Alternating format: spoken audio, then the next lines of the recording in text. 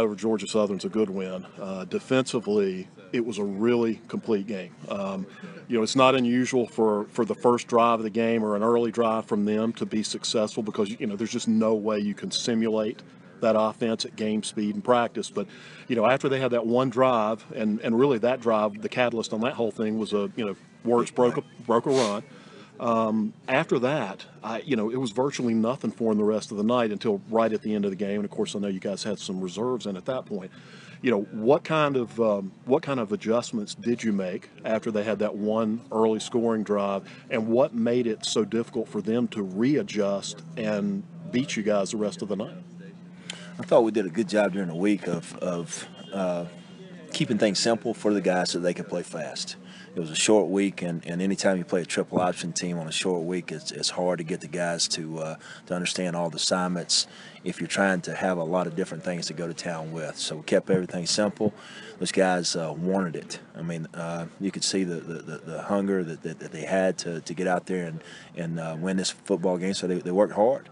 We had a couple of extra walkthroughs that to try to finish off some of the assignments for the kids, and they were always enthusiastic about learning the assignment and getting after it. And when we came out here, they just did a great job of playing fast. Now the one drive that went down the field where they got the field goal, that was it was just a situation where we had one of our defensive linemen get out of his pursuit lane, and the quarterback was able to cut it back and get a big play out of it.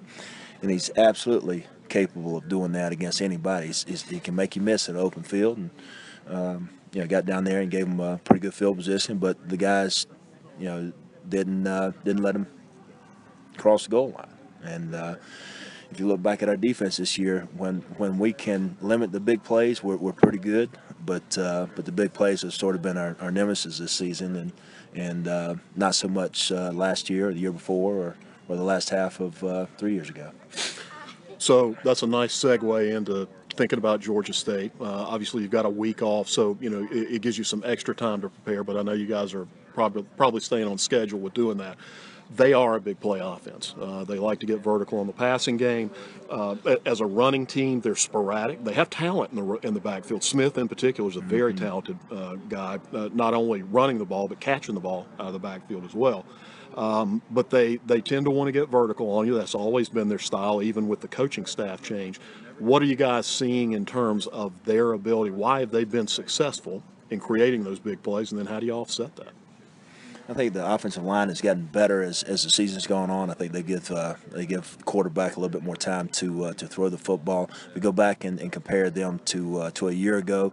We got great pressure on the quarterback, and we also did a really good job of taking away the short stuff. I think because of the pressure that we've been able to generate, a lot of teams will go to the quick game or max protection, and we've been able to tighten down our coverage a lot of times, against that quick game.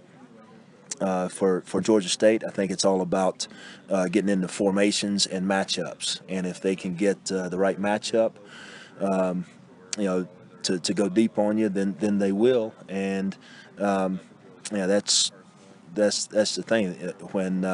When we've been able to play the deep ball, we're pretty good, and when we haven't played that deep ball very well, it's been tough for us.